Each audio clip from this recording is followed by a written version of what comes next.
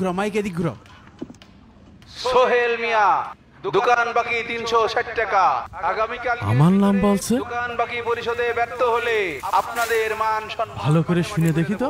সোহেল মিয়া, দোকান বাকি 360 টাকা। সামান্য কয়টা টাকা বাকি খাইছে বলে মাইকিং করে বেড়াচ্ছে। দাঁড়াও, ওর মজা দেখাচ্ছে। এই মাহমুদ ভাই, মাইক বন্ধ করো। কি শুরু করেছো? এলাকায় কি থাকতে দিবা না? কেন, আমি আবার কি করলাম? তোমার দোকানে বাকি খাইছে বলে তুমি মাইকি যা খুশি তাই বলে বেড়াবা? এলাকায় আমার মান সম্মান নেই?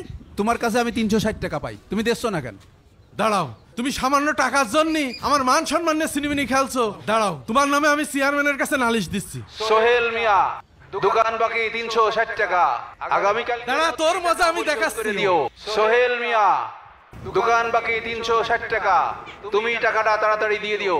চিটার বাটপারদের দৃষ্টি আকর্ষণ করছি, যারা যারা আমার দোকানে বাকি খেয়ে টাকা পরিশোধ করছেন না, আগামীকালকের ভিতরে টাকা পরিশোধ করুন, না হলে আপনাদের মান ইজ্জত মাঠে মাঠে করে দেব।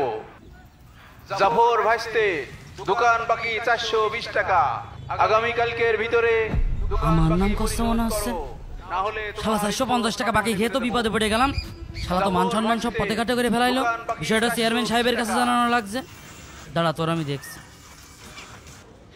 চেয়ারম্যান সাহেব, একটু দাঁড়ান, কথা আছে। কি কথা বলো? কি বলবো চেয়ারম্যান সাহেব, আমাদের উত্তর পাড়ার ওই মাহমুদ মিয়া আছে না? হ্যাঁ। মুদি দোকানদার। হ্যাঁ। ওর কাছে সামান্য কয়টা টাকা বাকি খাইছি, যার জন্য সারা গ্রাম মাইকিং করে বেড়াচ্ছে। জি কাকা, ওই দেখেন আমার নামেও মাইকিং করে বেড়াচ্ছে। মাহমুদ তো গ্রামের ভাবমূর্তি নষ্ট করছে। সামান্য বাকি টাকার জন্য বাড়ি বাড়ি গিয়ে মাইকিং করছে। এই দাঁড়াও দাঁড়াও দাঁড়াও ভাই, মাইক ঘুরাও, মাইক ঘুরাও। আমাদের গ্রামের চেয়ারম্যানের দৃষ্টি আকর্ষণ করছি। চেয়ারম্যান সাহেব, আপনার দোকান বাকি 6022 টাকা। এর তো একটা বিচার করা উচিত। আপনি অতি শীঘ্রই আমার দোকান বাকি পরিশোধ করুন। আমি বিদ্যুৎ বিল দিতে পারছি না বলে বিদ্যুৎ অফিসের লোক এসে আমার দোকানের বিদ্যুৎ লাইন কেটে দিয়ে গেছে।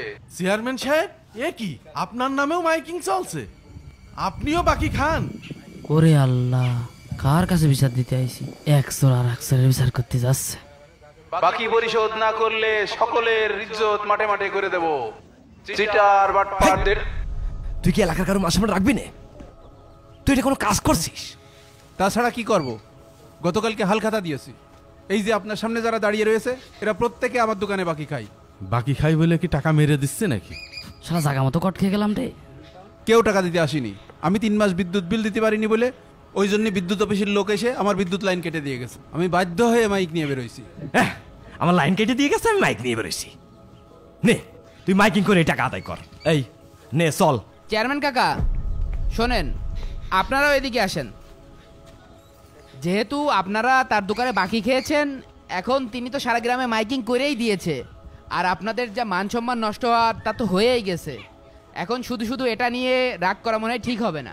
হুজুর, আপনি জানেন না, সামান্য 360 টাকার জন্য এই লোকটা আমার শ্বশুর বাড়ি যে পর্যন্ত মাইকিং করেছে। এই ঋণের কারণে কাল আপনি মারা গেলে কবরে ধরা খেয়ে যেতে পারেন। কারণ আমাদের প্রিয় নবী হযরত মুহাম্মদ সাল্লাল্লাহু আলাইহি ওয়াসাল্লাম বলেন, মুমিনের আত্মা ঝুলন্ত অবস্থায় রাখা হয় তার ঋণের কারণে, যতক্ষণ না তার পক্ষ থেকে ঋণ পরিশোধ করা হয়। তাই আপনাদের উদ্দেশ্যে বলবো, যারা আমাদের ভিডিওটা সম্পূর্ণ দেখেছেন, আজকের পর থেকে বাকি খাওয়া বন্ধ করে দিন। কাউকে ঋণের ভিতরে ফেলা বন্ধ করে দিন, কাউকে বিপদে ফেলা বন্ধ করে দিন, আর এই ভিডিওটা শেয়ার করে দিন।